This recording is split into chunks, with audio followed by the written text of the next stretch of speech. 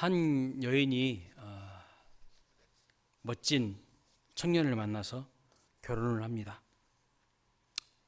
축복된 결혼이었습니다. 부푼 꿈을 안고 가정을 이룬 지 얼마 되지 않아서 귀한 아들을 얻었습니다.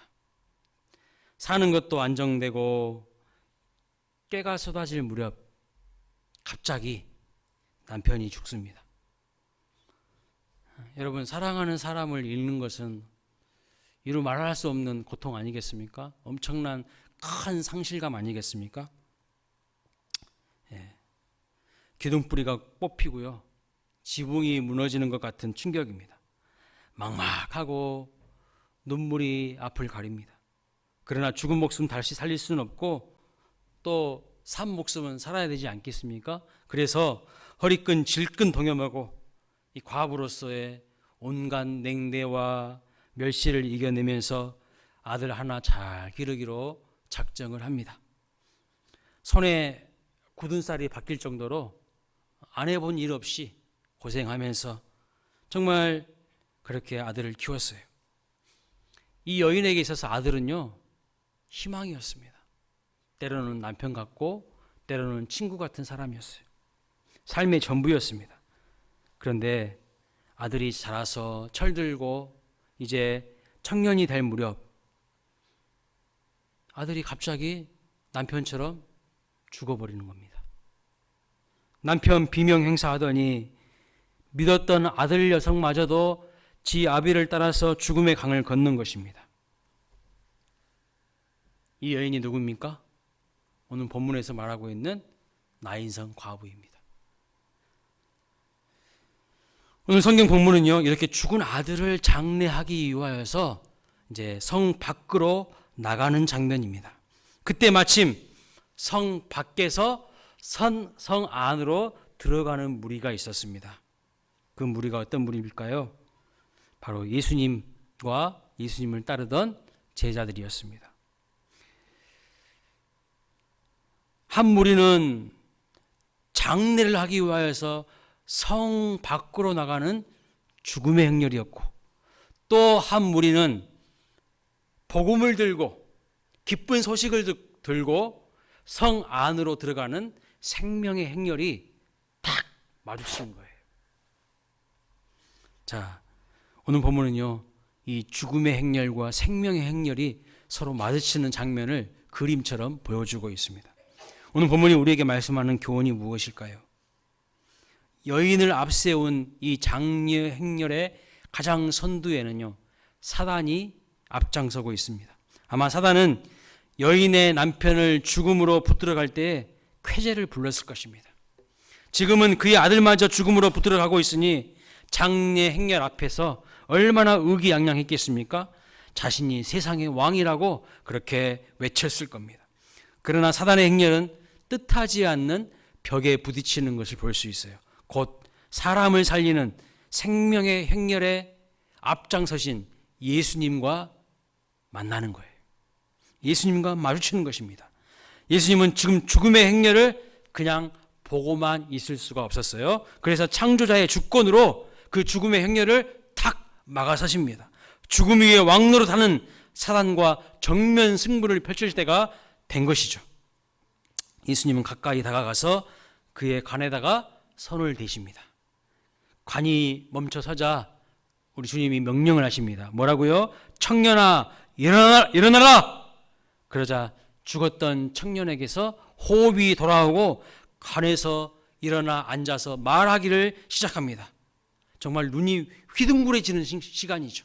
죽었던 사람이 살아났어요. 주님은 사망의 행진을 멈추고 사망을 사망시키셨어요. 죽음을 죽이셨어요.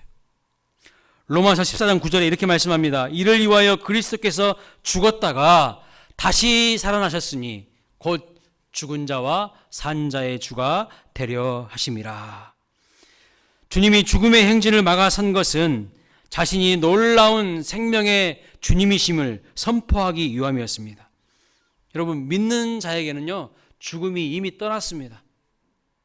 십자가에서 부활하신 예수 그리스도께서 죽음을 정복하셨기 때문이죠. 그 예수 안에서 믿음의 조상 아브라함도 이삭도 야곱도 죽은 것이 아니라 살아있어요. 또한 여러분과 저도 살아있습니다. 그래서 믿는 자는 한결같이 죽은 자가 아니라 산 자라고 성경은 말씀하고 있어요. 성경은 성도의 죽음을 뭐라고 표현합니까? 잔다라고 표현하고 있어요. 마태복음 9장 24절 말씀 보면 죽은 것이 아니라 잔다라고 표현하고 있습니다. 그래서 성도에게 죽음이란 생명으로 나아가는 관문이고 생명으로 나아가는 과정일 뿐입니다. 영생으로 나아가는 과정일 뿐이지 성도에게 죽음은 멸망의 시작도 심판도 두렵고 공포스러운 어둠도 아닙니다. 그래서 여러분 혹시라도 여러분 가정 가운데에 남편과 자녀들을 먼저 보내신 분이 있다면 또는 부모님을 먼저 보내신 분이 계시다면 슬퍼하지 마십시오. 죽은 것이 아니라 자고 있다고 주님은 말씀하고 있어요. 실제로 그들은 영원한 생명을 받아 누리면서 지금 하나님의 품 안에서 이 땅과는 비교할 수 없는 기쁨을 누리고 있어요. 여러분 그분들이 문제가 아니라 우리가 문제야. 그분들은 우리하고는 비교할 수 없는 행복과 기쁨과 자유와 하나님 품 안에서의 안식을 누리고 있어요. 문제는 우리예요. 우리가 더 문제인 거예요. 우리도 다 그곳으로 갈 것입니다. 저는요 아직 예수를 믿지 않는 분이 있다면 죽음의 문제를 어떻게 해결할 것인지 한번 진지하게 묻고 싶어요. 죽음의 문제를 해결하지 않고 어찌 남은 인생을 마음 놓고 살아갈 수가 있겠습니까? 예수 그리스도를 믿고 산 자와 죽은 자의 주인 되시는 그분께 우리의 인생을 맡겨야 되지 않을까요?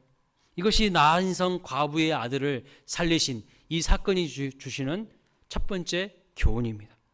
중요한 것은 이처럼 생명의 행렬과 죽음의 행렬로 대비되는 이 두 행렬이 2000년 전에 나인성에만 있었던 것이 아니라 오늘날 이 세상 모든 곳에도 곳곳에도 동일하게 일어나고 있다는 거예요. 세상 모든 사람들은요 생명의 행렬이 아니라 죽음의 행렬에 속해 있습니다. 지금의 죽음의 길로 지금 가고 있는 거예요. 어떤 사람은 생명의 행렬에 속해서 영원한 생명의 길로 나아가는 사람이 있는가 반면에 또 다른 사람은 사망의 행렬에 속해서 영원한 죽음의 길로 지금 치닫고 있다고 성경은 말씀하고 있는 거예요. 예수를 믿고 따르는 사람은 생명의 행렬에 속해 있지만 세상에 속해서 사단을 따라가는 사람들, 세상을 따라가는 사람들은 사망의 행렬에 속해서 심판과 사망의 길로 지금 질주해 가고 있다고 주님은 말씀하고 있는 겁니다. 우리는 어떠한 상황에 처해 있든지 이 생명의 행렬에서 이 생명의 대열에서 벗어나지 않기를 주님의 이름으로 축원합니다. 아울러 우리는요 그것으로 만족해서는 안 되고 죽음의 행렬에서 죽음의 대열에 서서 저 심판과 사망의 길로 치닫고 있는 그 영혼들을 건져내야 하는 사명을 부여받은 사람이라는 것을 잊지 않으시기를 바랍니다. 적극적으로 그들이 생명의 대열에 다시 합류할 수 있도록 예수 그리스도를 전하시기를 주님의 이름으로 축원합니다. 침묵하지 마십시오. 침묵하는 것은 죄라고 말씀하고 있어요. 입을 열어서 예수 그리스도를 증거해야 합니다. 예수님께서 나인성 과부의 아들을 다시 살려주신 이유가 무엇일까요? 왜 나인성 과부의 아들을 살려주셨을까요? 오늘 본문을 보면 그 이유가 무엇이라고 말씀하고 있습니까? 13절 말씀 보세요. 주께서 과부를 보시고 불쌍히 여기사 울지 말라 하시고. 여기서 예수님이 이 나인성 과부의 아들을 보시고 또 과부를 보시고 하신 첫 번째 일성이 뭡니까? 울지 말라라고 말씀하고 있는 것을 볼 수 있어요. 울지 말라. 이 청년을 살려주신 이유는 다른 이유가 아니에요. 과부를 불쌍히 여겼기 때문이라고 말씀하고 있습니다. 어떤 사람들의 간청이 있었기 때문이 아닙니다.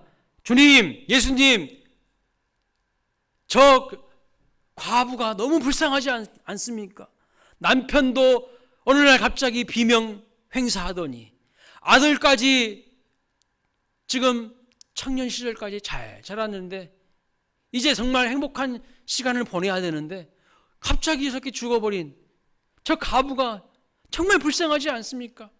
주님 좀 살려주세요. 이렇게 말하는 사람이 단 한 사람도 없었어요.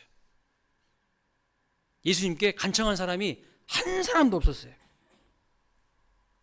사람들은요, 이미 죽은 사람을 다시 살려달라고 간청한 적이 없습니다.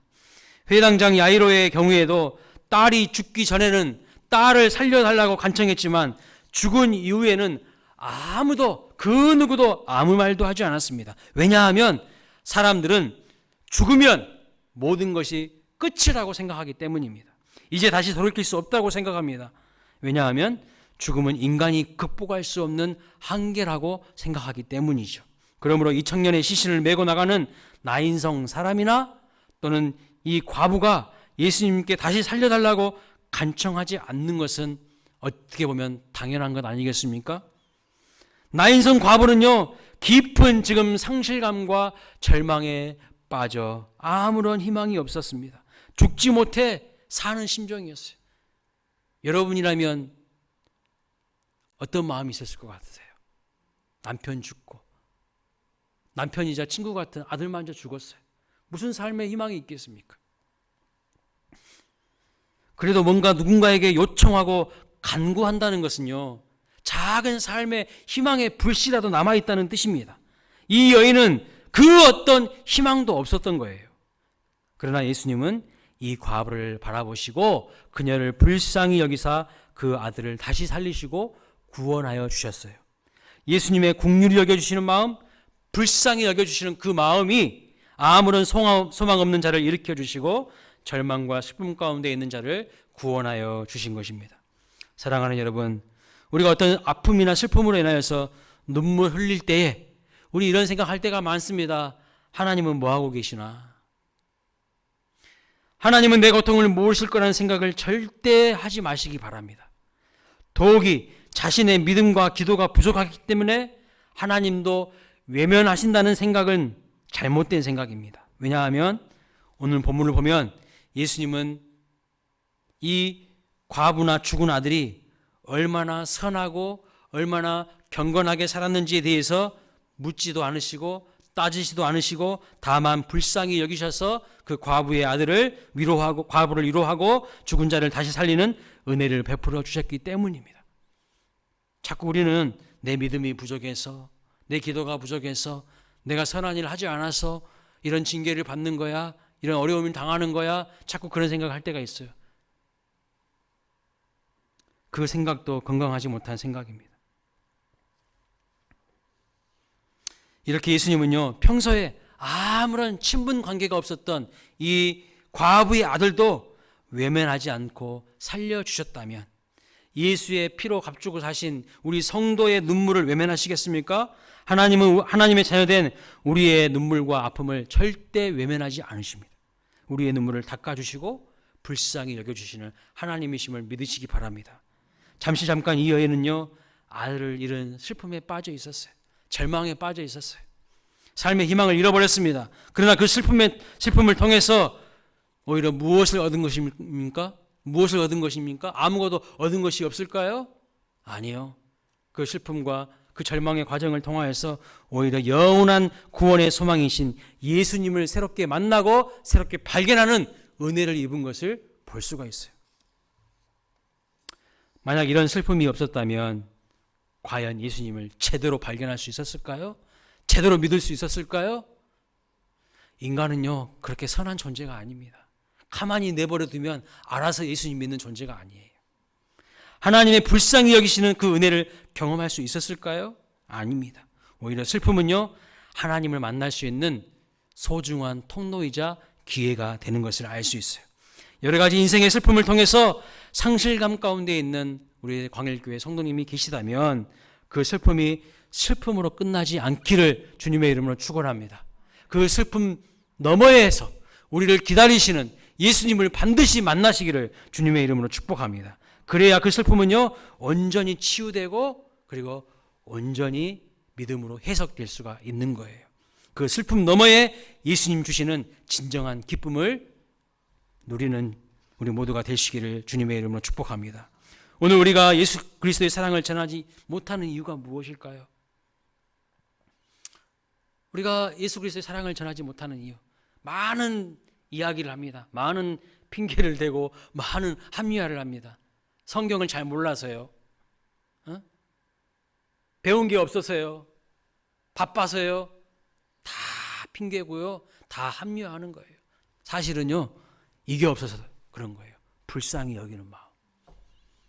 예수님이 나인성 과부의 아들을 살리신 것은 다른 이유가 아니에요. 불쌍히 여기시는 그 마음이 있었기 때문이에요. 우리가 복음을 전하지 못하는 이유, 예수 그리스도의 사랑을 전하지 못하는 이유가 무엇입니까? 영혼을 불쌍히 여기는 마음이 점점 내 마음 가운데서 희미해져 가기 때문입니다. 그게 정직한 거 아니겠습니까? 예수님이 내 마음속에서 점점 희미해져 가는 것이 정직한 거 아닙니까? 세상적인 것은 내 마음속에서 점점 커가고 있어요.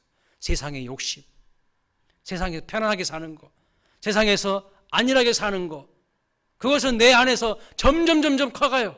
그런데 주님의 사랑은 점점 작아져 가고 희미해져 가는 거, 그것이 오늘 우리의 문제가 아닐까요? 주님이 과부의 아들을 살려주신 이유는 복잡하지 않습니다. 과부를 불쌍히 여겨주신 것, 곧 긍휼을 베풀어 주시는 주님의 사랑입니다. 그 사랑의 마음, 그 주님의 마음이 우리의 마음으로 회복될 수 있기를 주님의 이름으로 축복합니다. 예배 전에 보았던 영상에서 이 신들러가 자기의 재산을 팔아서 죽어가는 유태인들을 살릴 수 있었던, 건져낼 수 있었던 이유가 무엇입니까? 나치에게 붙잡혀 죽어가는 그들을 불쌍히 여겼기 때문이에요. 다른 이유가 하나도 없어요.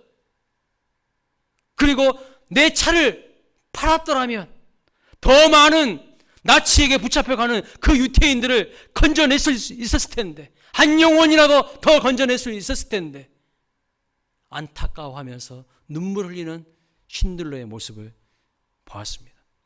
역사적으로 있었던 이야기입니다. 실제 있었던 내용을 영화로 만든 겁니다.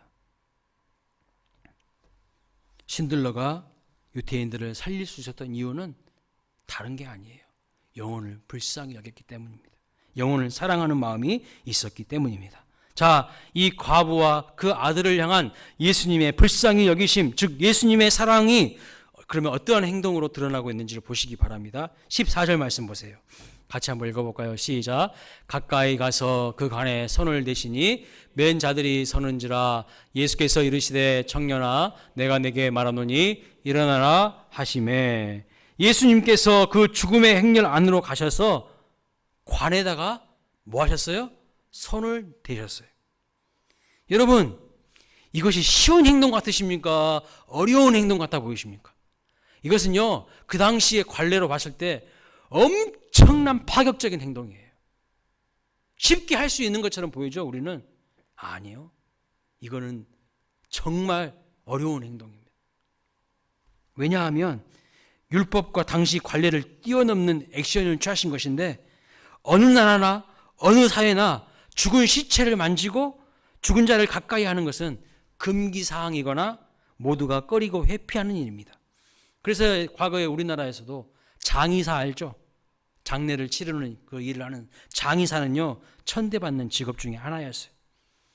구약시대 율법을 중요시했던 유대 사회에서도 시체나 부정한 것을 가까이 하는 것은 정말 하지 못하도록 금기시했어요. 만지지도 못하게 했고요, 부정한 것은 절대 먹지도 못하게 했습니다. 죽은 시체는 부정한 것이고 불결한 것이며 하나님의 심판과 저주를 상징하는 것으로 해석하였기 때문에 제사장들은 더더욱 가까이 해서는 안 되는 것이 이 시체, 죽음과 가까이 하는 거예요. 부정한 것에 접촉한 사람, 그 사람 또한 부정해진다고 보았습니다. 그런데 예수님께서는 지금 죽음의 행렬, 이 장례 행렬을 보시고 다른 길로 피해 가신 것이 아니라 오히려 그 행렬로 정면으로 들어가시는 거예요. 예? 그 행렬로 정면으로 들어가셔서 관에다가 손을 대시고 말씀을 하신 거예요. 여러분, 제사장 중에 대제사장이시고 그 누구보다 거룩하신 예수님께서 그 관에다가 지금 손을 대신 것입니다. 이게 바로 우리 주님의 마음이죠.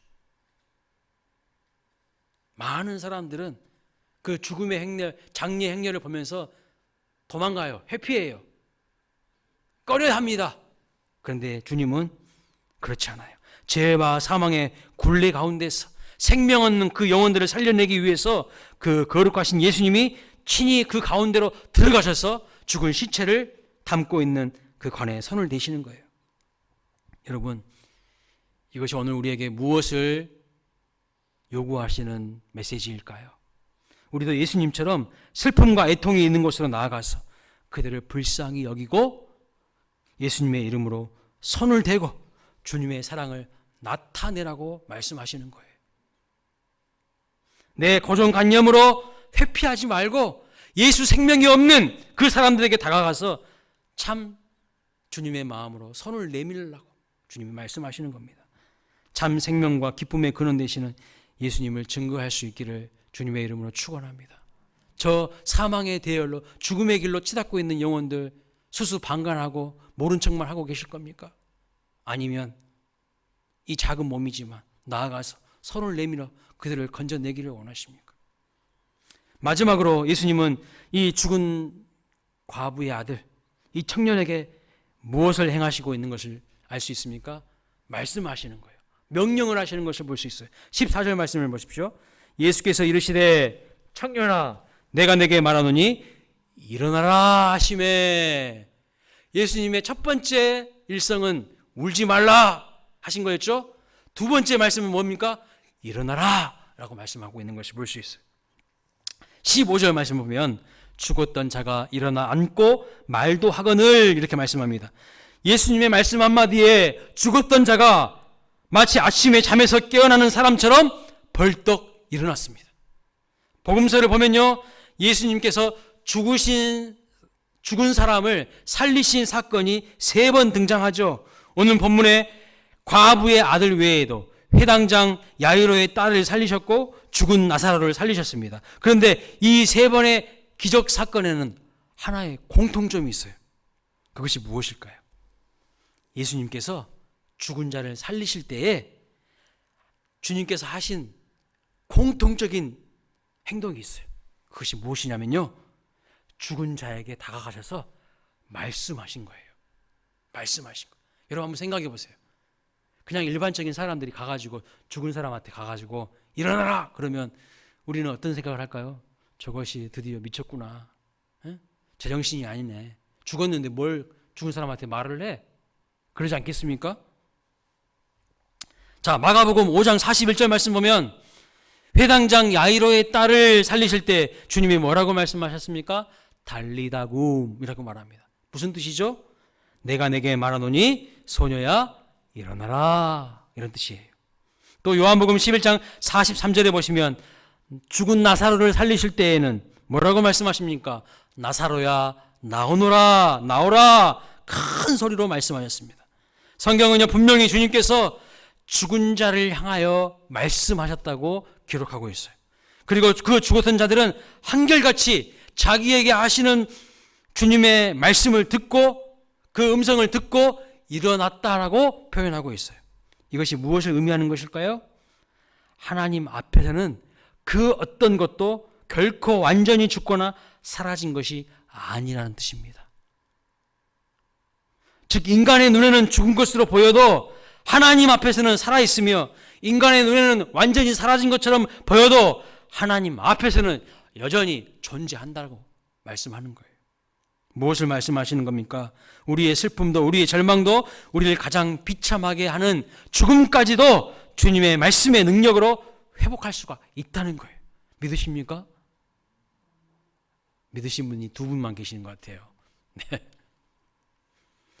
주님은 우리를 가장 절망하게 하는 사망을 사망시키시는 능력의 주님이심을 믿으시기를 바랍니다. 생명의 주님이십니다. 우리에게 사라진 희망도 주님이 말씀하시면요 언제든지 회복될 수 있고 회복될 수 있다는 것을 믿으시고 넘치는 소망 가운데 살아가는 우리 모두가 될 수 있기를 주님의 이름으로 축원합니다. 죽음도요 우리를 어떻게 하지 못해요. 우리는 죽어도 다시 사는 자들입니다. 그러니까요, 세상이 뭐가 두렵습니까? 세상이 뭐가 두렵냐고요? 하나도 두렵지 않습니다. 죽음이 뭐가 두렵습니까? 죽어도 다시 사는데요.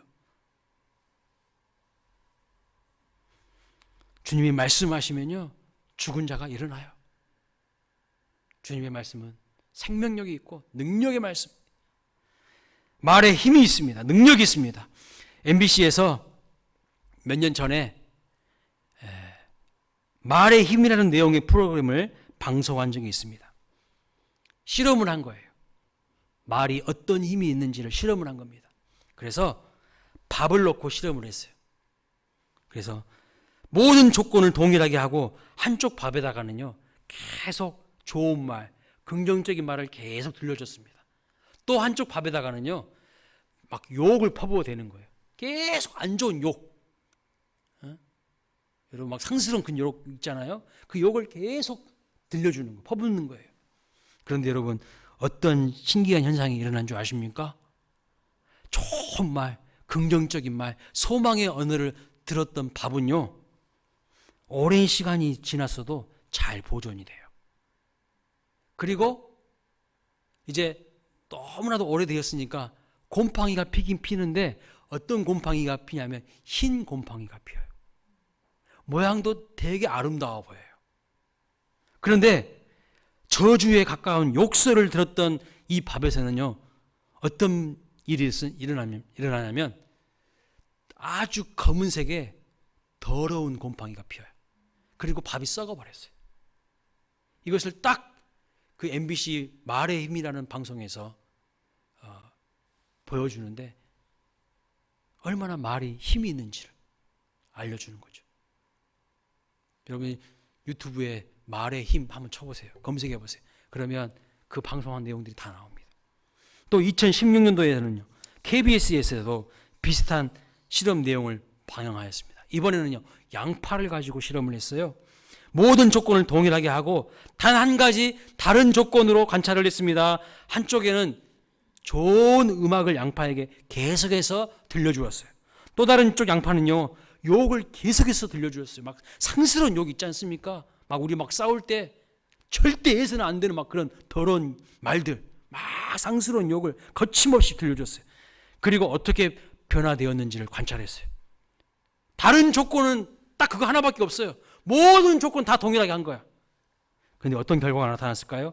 좋은 음악을 들었던 양파는요, 한결같이 잘 성장했어요.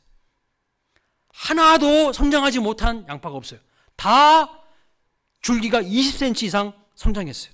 그러나 욕을 듣고 자란 양파들은요, 거의 성장하지 못합니다. 줄기가 아예 나지도 않아 버려요. 이처럼 말에 힘이 있다는 것을 실험을 통해서도 증명해 낸 것입니다. 인간의 말도 능력이 있는데 사망 권세를 이기신 주님의 말씀은 얼마나 큰 능력이 있을까요? 주님은요, 말씀 한마디로도 천지 만물을 창조하셨다고 말씀하고 있어요. 말씀 한마디로 죽은 나사로를 살리신 분입니다. 말씀 한마디로 나인성 과부의 아들을 살리신 분입니다. 믿으십니까? 믿지 못하기 때문에 오늘 우리는 능력 있는 삶을 경험하지 못하는 거죠. 오늘 내 언어는 어떤 언어를 사용하고 있는가를 생각해 보십시오. 나는 생명의 언어를 사용하고 있는 사람인가? 아니면 원망, 불평, 짜증, 불신앙의 언어를 사용하고 있는 사람인가? 한번 우리의 모습을 점검해 보시기 바랍니다. 우리 주님의 말씀 한마디면 죽은 자도 살아납니다. 오늘 우리는 슬픔 가운데 있는 자들에게, 사망의 대열에 서서 저주의 길로, 사망의 길로 가고 있는 자들에게, 그런 세상의 문 영혼들에게 어떤 말을 해야 될까요? 예수님처럼 생명의 언어로 죽은 영혼들을 살려내는 우리 모두가 될 수 있기를 주님의 이름으로 축원합니다. 주님이 하신 것은 다른 것이 아니에요. 첫 번째는 불쌍히 여기는 마음, 두 번째는 뭡니까? 모든 세상의 고정관념과 편견을 깨시고 그들 안으로 들어가신 것, 그래서 손을 대신 거죠. 접촉하신 거예요. 그리고 생명의 언어를 말씀하시는 거예요. 하나님을 불신하는 자들은요, 이렇게 얘기합니다. 못한다. 할 수 없다, 안 된다, 부정적인 말만 합니다. 그러나 믿는 자에게는 능치 못할 일이 없다고 주님은 말씀하셨어요. 하나님을 온전히 신뢰하고 믿음의 말을 하였던 여호수아와 갈렙만 가나안 땅에 들어갈 수 있었고, 부정적인 불신앙의 말을 했던 그런 사람들은요, 광야에서 다 한결같이 죽고 말았어요. 출애굽을 했는데 그들이 그토록 바랐던 가나안 땅에 단 한 명도 들어가지 못했어요. 왜요? 불신앙의 언어를 가지고 믿음 없음으로 살았기 때문에 가나안 땅에 단 한 명도 들어가지 못하고 광야에서 죽고 말았습니다. 가나안 땅에 들어간 출애굽 1세대는 여호수아와 갈렙만 들어간 거예요. 왜요? 그들은 하나님의 약속을 붙들고 믿음의 언어를 사용했기 때문입니다. 저들은 우리의 밥이다! 라고 이야기했기 때문입니다. 그러나 다른 모든 정탐꾼들은 뭐라고 말합니까? 우리는 메뚜기 같다. 저들에 비하면 우리는 메뚜기 같다. 하나님의 약속을 신뢰하는 게 아니라요, 현실과 상황만 바라본 거예요. 그 믿음이 없다는 뜻이죠. 우리 모두 예수님처럼 말씀할 수 있기를 바랍니다. 예수님이 하신 말씀은요, 오늘 본문에서 딱 두 마디예요. 울지 말라, 일어나라. 생명과 소망의 언어로 인생을 풍요롭게 하시는 우리 모두가 될 수 있기를, 축복의 주인공들 되시기를 주님의 이름으로 축원합니다. 아멘.